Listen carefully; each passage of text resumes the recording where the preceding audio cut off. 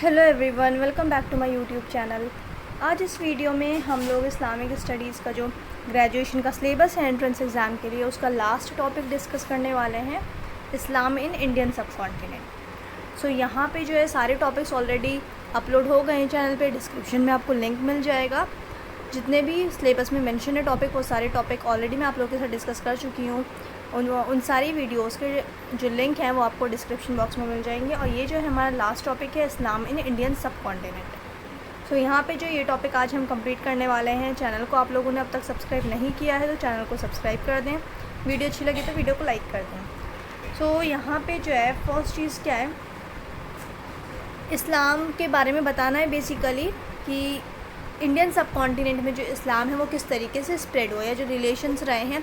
तो इसमें basically ancient वाला बताना होता है, आपको प्रेजेंट वाला नहीं इतना एक्सप्लेन करना होता, आपको एंशंट वाला बताना होता है। ये इस्लाम किस तरीके से इंडिया पहुंचा, किस तरीके से जो है इस्लाम यहाँ के लोगों तक पहुंचा, इंडियंस तक पहुंचा। तो today there are over 500 million Muslims throughout the Indian subcontinent. आज के टाइम पे अगर हम आज की बात करें प्रेजेंट की, तो ये इंट्रोडक्शन आपको थोड़ा देना होगा कि आज के टाइम पे जो है 500 मिलियन मुस्लिम्स है, ऑलमोस्ट 500 बल्कि इससे भी ज़्यादा मुस्लिम्स जो हैं वो पूरे इंडियन सब कॉन्टिनेंट है। इंडियन सब कॉन्टिनेंट किसे कहते हैं? इंडियन सब कॉन्टिनेंट मतलब जो कि इंडिया और जो इंडिया के नेबर्स हैं वो सब इंक्लूड होते हैं। इंडियन सब कॉन्टिनेंट में इंडिया आ जाता है, पाकिस्तान आ जाता है एंड बांग्लादेश आ जाता है। सो यहाँ पे जो है इंडियन सब कॉन्टिनेंट की जब बात होती है तो इसका मतलब इंडिया, पाकिस्तान एंड बांग्लादेश की बात हो रही है। तो इंडिया, पाकिस्तान एंड बांग्लादेश में मिला के 500 मिलियन से ज़्यादा मुस्लिम्स हैं प्रेजेंट में, making it one of the largest population centres of Muslims in the world. और इन तीनों जगहों के मुस्लिम्स को मिला के अगर हम बात करें तो वर्ल्ड में जो सबसे ज़्यादा मुस्लिम पाए जाते हैं वो कहाँ पाए जाते हैं? इंडियन सब कॉन्टिनेंट में, अगर हम पाकिस्तान, बांग्लादेश और इंडिया को मिला लें तो।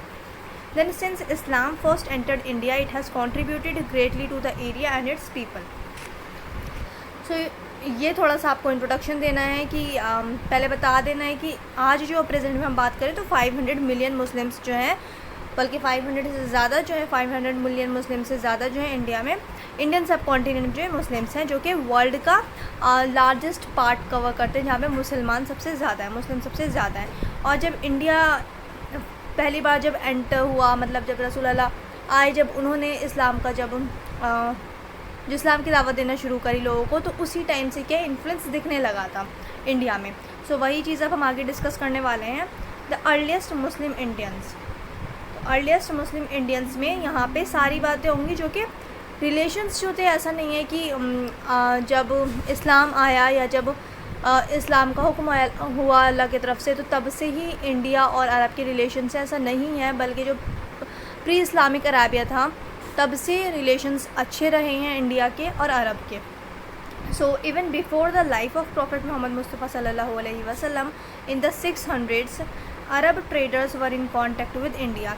मतलब रसूल अल्लाह की पैदाइश से पहले की भी बात अगर हम करें, तब से अरब्स के क्या है जो रिलेशन है इंडिया के साथ वो बहुत अच्छे रहे हैं। पर पहले जो रिलेशन थे वो क्या थे? वो ट्रेडिंग वाले रिलेशन थे, कि जो होता था ट्रेड वगैरह हुआ करता था इंडिया के बीच में, अरब के बीच में। अरब से इंडिया सामान आया करता था, ट्रेडिंग होती थी, इंडिया से अरब ट्रेड किया करते थे लोग। तो यहाँ के और वहाँ के लोग जो फेमिलियर थे एक दूसरे से। Then merchants would regularly sail to the west coast of India to trade goods such as spices, gold and African goods. So यहाँ पे जो है बेसिकली जो अरब और इंडिया का ट्रेड होता था वो थ्रू ओशंस होता था, थ्रू ओशन होता है, ओशन के थ्रू होता था, जो कि केरला में मोस्टली, या फिर अगर हम साउथ इंडिया की बात करें तो मोस्टली साउथ इंडिया में जो है ट्रेडर्स आया करते थे, अरब ट्रेडर्स। और साउथ इंडिया में भी बेसिकली जो केरला और कर्नाटका वाला जो पार्ट है वहाँ पे। Then naturally when the Arabs begin to convert to Islam, they carried their new religion to the shores of India. अब जाहिर सी बात है अरब के जो रिलेशंस रहे हैं इंडिया के साथ वो बहुत पहले से थे, रसूल अल्लाह से भी पहले से। जब रसूल अल्लाह ने इस्लाम की दावत देना शुरू करी, वहाँ पे जब लोग मुस्लिम होना स्टार्ट हुए अरब में, तो उसके बाद क्या होता था, अब जैसे मान लीजिए कोई जो ट्रेडर है वो पहले ही से आ रहा है इंडिया में और वो पहले कोई और रिलीजन फॉलो करता था, पर जब रसूल अल्लाह ने इस्लाम की दावत दी और उसके बाद उसने इस्लाम कबूल कर लिया, उसके बाद जब वो इंडिया आया तो उसने क्या किया, अपने न्यू रिलीजन के बारे में, यानी कि जो इस्लाम है उसके बारे में यहाँ के लोगों को बताया, इंडिया के लोगों को बताया। तो जिन लोगों को यहाँ पर इंडिया में इस्लाम से जो लोग अट्रैक्ट हुए वो क्या हुए, फिर उन्होंने भी इस्लाम कबूल किया। तो इस तरीके से जो है इस्लाम क्या है इंडिया में भी धीरे धीरे स्प्रेड हुआ। सो यस, तो ये यहाँ पे ये बात थी कि जब वो ट्रेडर्स आए तो फिर वो भी क्या न्यू रिलीजन जो इंडिया तक पहुँचा। Then the first mosque of India, the Cheraman Juma Masjid, was built in 629 during the life of prophet Muhammad सल्लल्लाहु अलैहि वसल्लम in Kerala by the first Muslim from India, Cheraman Perumal Bhaskara Ravi Varma. So ये जो है फर्स्ट मुस्लिम जो थे इंडिया में वो कौन थे, वो केरला से थे, जिन्होंने फर्स्ट मॉस्क है जो रसूल अल्लाह जब हयात से थे, जब रसूल अल्लाह पर्दा नहीं फरमाए थे, जब वो मौजूद थे और इस्लाम की दावत दे ही रहे थे लोगों को, उसी वक्त इस्लाम कबूल किया था इंडिया में। वो कौन थे, वो पर्सन थे चेरामन पेरुमल भास्करा रवि वर्मा। सो ये जो थे ये केरला के रहने वाले थे, इन्होंने इस्लाम कबूल किया सबसे पहले इंडिया में। और इन्होंने ये क्या थे, बेसिकली रूलर थे वहाँ के, और इन्होंने क्या किया, इन्होंने फर्स्ट जो है वहाँ पे केरला में क्या किया, फर्स्ट मॉस्क इस्टेब्लिश करवाया, जिसका नाम है, जिस मॉस्क का नाम है चेरामन जुमा मस्जिद, जो कि आज भी प्रेजेंट है केरला में। और ये कब बनी है ये मस्जिद बनी है 629 में, 629 में ये मस्जिद बनी है। अच्छा, ये जो है चेरामन पेरुमल भास्करा रवि वर्मा, ये जो है ये इनका ओल्ड नेम है, जब ये दूसरा रिलीजन जो फॉलो करते थे उसके बाद इनका नाम जो है फिर इन्होंने मुस्लिम नेम रख लिया, इस्लामिक नेम रख लिया। Then through continued trade between Arab Muslims and Indians, Islam continued to spread in coastal Indian cities and towns, both through immigration and conversion.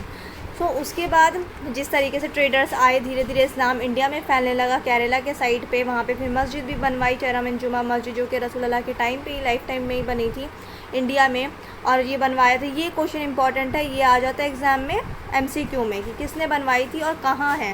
तो केरला में कब बनी थी, 629 में बनी थी, during the life of prophet Muhammad सल्लल्लाहु अलैहि वसल्लम। देन थ्रू कंटिन्यू ट्रेड, और जो ट्रेड था वो तो बंद नहीं होता है, ट्रेड तो चलता ही रहता है। जो ट्रेड चलता था वहाँ से लोग आते थे, मुस्लिम्स और आने लगे, और जो है केरला आते थे ट्रेडिंग के लिए, वहाँ के लोगों को बताते थे इस्लाम के बारे में। तो जो लोग इस्लाम से अट्रैक्ट होते थे वो क्या, वो धीरे धीरे इस्लाम कबूल करते गए। सो यहाँ पे इंडिया में जो है ट्रेडर्स के थ्रू जो है इस्लाम बहुत तेज़ी से फैला केरला की साइड पे। देन नेक्स्ट क्या है, the trading Arab groups established business communities in the south west coast of India. जो ट्रेडर्स थे, अरब के ट्रेडर्स थे, वो अब कितने सारे ट्रेडर्स थे जो केरला आए और यहीं पे शिफ्ट भी होते चले गए, और कितने सारे इंडियंस थे, इंडियन ट्रेडर्स थे जो अरब गए और वहाँ ट्रेडिंग करते करते वहीं के हो गए। Indian maritime traders made extensive voyages to the Arab world for the purpose of trade. जो ट्रेड रिलेशंस थे वो बहुत ज़्यादा अच्छे थे दोनों कंट्रीज़ के बीच में, बहुत जो है एक दूसरे की कंट्रीज़ की चीज़ें जो है बहुत अट्रैक्ट करती थी दोनों कंट्रीज़ के लोगों को। These visits of resulted in religious convergence, अब आते जाते थे लोगों को एक दूसरे का रिलीजन अच्छा लगता था। जब इस्लाम वहाँ फैलने लगा सऊदी अरब में, तो इंडिया में धीरे धीरे क्या हुआ, ट्रेडर्स के थ्रू इस्लाम केरला की साइड पे बहुत तेज़ी से स्प्रेड होने लगा। Then various convergence, various sorts, as there were many things which were common between Hinduism and the pagan religions existed in West Asia. अब क्या बहुत सारी चीज़ें जो हैं, अब कल्चर का भी इन्फ्लुएंस पड़ता है। अब अरब आते थे यहाँ पे, तो अरबियों का भी क्या था, यहाँ पे इन्फ्लुएंस था, इंडिया में देखने को मिलता था। अब यहाँ पे क्या था, यहाँ पे हिंदुज़म रिलीजन था, तो इनका इन्फ्लुएंस जो है ये देखने को मिलता था वेस्ट एशिया में। तो इस तरीके से जो है दोनों एक दूसरे के कल्चर्स, लैंग्वेज, ये सारी चीज़ें भी एक्सचेंज होती थी। Then the regular commercial interactions between Arabs and Indians throughout this period culminated in influencing each others language and culture. जो चीज़ मैंने अभी आपको बताई कि जब इंटरैक्ट होते थे दोनों का, जो बिजनेसेस होते थे, ट्रेड क्या करते थे लोग, तो इससे क्या कल्चरल इन्फ्लुएंस भी पड़ता था, एक दूसरे के कल्चर भी कॉपी करते थे। जो खाने का तरीका या कपड़े पहनने का तरीका या फेस्टिवल सेलिब्रेट करने का तरीका है, तो एक दूसरे से शेयर करते थे। ठीक है, तो अरब का कल्चर इंडिया आने लगा, इंडिया का कल्चर अरब पहुंचा। तो इस तरीके से क्या लैंग्वेजेस में भी इन्फ्लुएंस देखने को मिलता है। जिस तरीके से अब हम अगर मेडिवल इंडिया की बात करें, तो जैसे पर्शियन एंड हिंदी मिला करके एक नई लैंग्वेज क्या इमर्ज हुई इंडिया में, उर्दू। तो इस तरीके से क्या लैंग्वेज का इन्फ्लुएंस भी पड़ता है। Some Indian goods entered into the Arab world were named after the place of origin al Hind. अब क्या है, इंडिया से जो ट्रेड होता था और सामान जाया करता था अरब में, तो वहाँ के लोग क्या बोलते थे उन सामानों को, अल हिंद। अल हिंद। तो अरब जो थे, अरब्स इंडिया को हिंद बोला करते थे। Then Indian swords were very famous in Arab world and they called it Hindi. जो इंडिया में जो तलवारें बना करती थी, तलवारें बहुत फेमस थी, अरब में बहुत पसंद की जाती थी इंडिया की तलवारें। तो इंडिया में जो तलवार बनती थी वो अरब वर्ल्ड में बहुत ज़्यादा फेमस थी। और जो अरब के लोग थे वो क्या बोलते थे उन तलवारों को, मतलब इंडिया के सामानों को, वो हिंदी बोला करते थे या हिंदावनी बोला करते थे। It gain the reputation of being very supple and sharp. बहुत शार्प होती थी ब्लेड्स, तलवार जो होती थी बहुत ज़्यादा शार्प होती थी, बहुत नुकीली होती थी। तो वो क्या है, वो अरब्स को जो है बहुत ज़्यादा पसंद थी इंडिया की जो तलवारें बनाई जाती थी इंडिया में। तो उस चीज़ का ट्रेड होता था, वेपन्स का ट्रेड हुआ करता था, वो चीज़ें अरब को पसंद थी। अरब्स को जो है इंडिया का सामान पसंद था और इसी तरीके से इंडियंस को भी जो अरब का सामान बहुत ज़्यादा पसंद था। वही चीज़ अब यहाँ पे on the other hand many Arab goods were imported to India like palm and horses from Basra. King of Sri Lanka used to import alcohol from Iraq. Precious diamonds and fishes were also imported to India. अब एक तरफ हमने देखा कि India से तलवारें वगैरह जाती थी, वेपन्स जाते थे, स्पाइसेस जाते थे, जो है मसालों की ट्रेडिंग हुआ करती थी।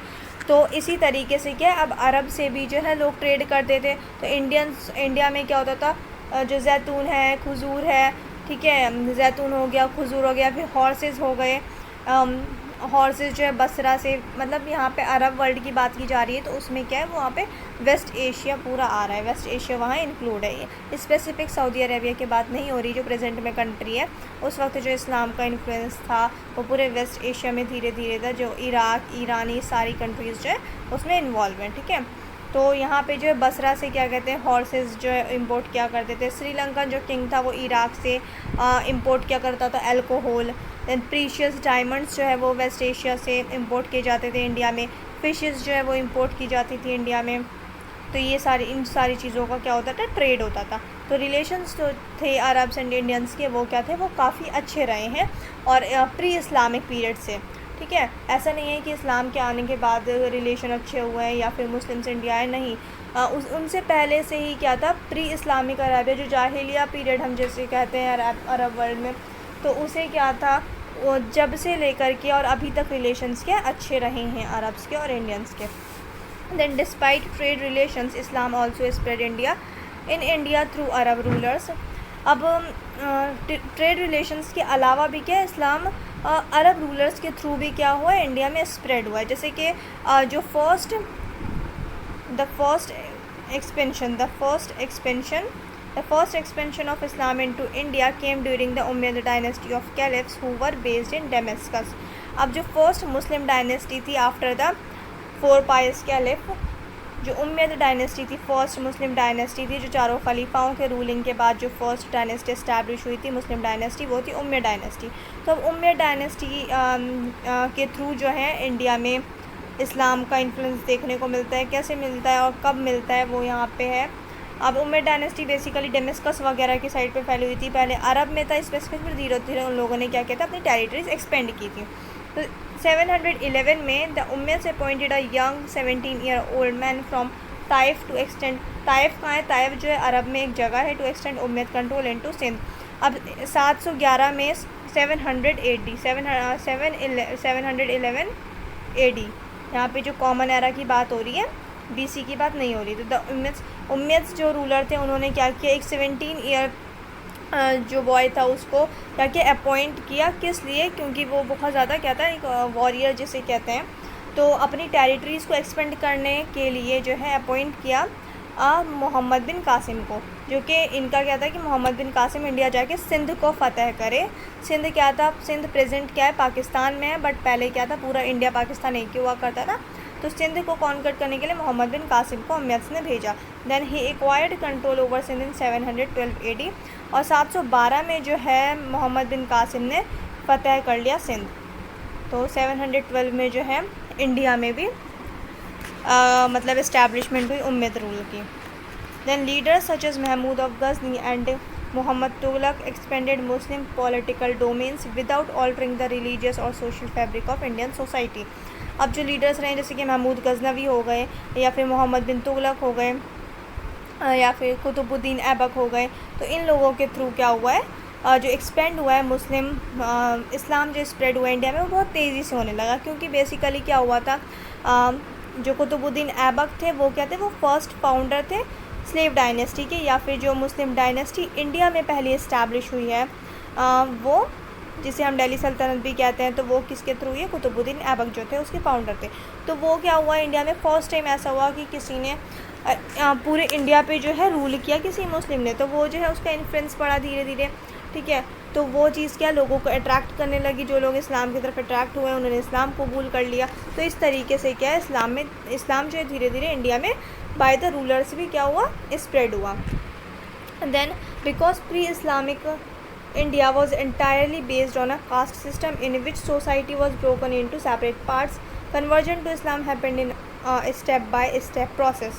अब यहाँ पे क्या है कि बेसिकली जो इंडिया में इतने ज़्यादा कन्वर्जन देखने को जो मिलती है, लोग बहुत ज़्यादा इस्लाम की तरफ अट्रैक्ट होने लगे थे, इस्लाम कबूल करने लगे थे। तो उसका बेसिकली जो रीज़न था वो क्या था, इंडिया में उस वक्त क्या हो रहा था कि बहुत ज़्यादा एक कह लें कि ज़ैनित पे क्या था, जो एक डिस्क्रिमिनेशन था सोसाइटी में, वो बहुत ज़्यादा हाईएस्ट लेवल पे था, ठीक है। कास्ट सिस्टम था, कास्ट डिस्क्रिमिनेशन बहुत ही ज़्यादा था। तो जब मुस्लिम्स इंडिया आए तो लोग क्या थे, जो मोस्टली जो लोग डिप्रेस्ड क्लास जो थी वो ज़्यादा अट्रैक्ट होने लगी, क्योंकि इस्लाम में मोस्टली इक्वालिटी की बात की जाती थी और किसी तरीके का कोई कास्ट डिस्क्रिमिनेशन नहीं, कोई रेसिज्म नहीं।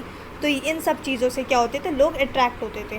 तो फिर वो लोग इस्लाम की तरफ अट्रैक्ट होके इक्वालिटी के लिए, जो चीज़ उन्हें कभी नहीं मिली, जो इज़्ज़त जो ऑनर उन्हें कभी नहीं मिला, उस चीज़ के लिए वो क्या करते थे, उन्हें जो एक बेटर ऑप्शन लगता था वो क्या लगता था, इस्लाम के एक ऐसा रिलीजन चुने जहाँ हमें इज़्ज़त मिले, जहाँ हमें मोहब्बत मिले और किसी भी तरीके की कोई डिस्क्रिमिनेशन हमारे साथ ना हो।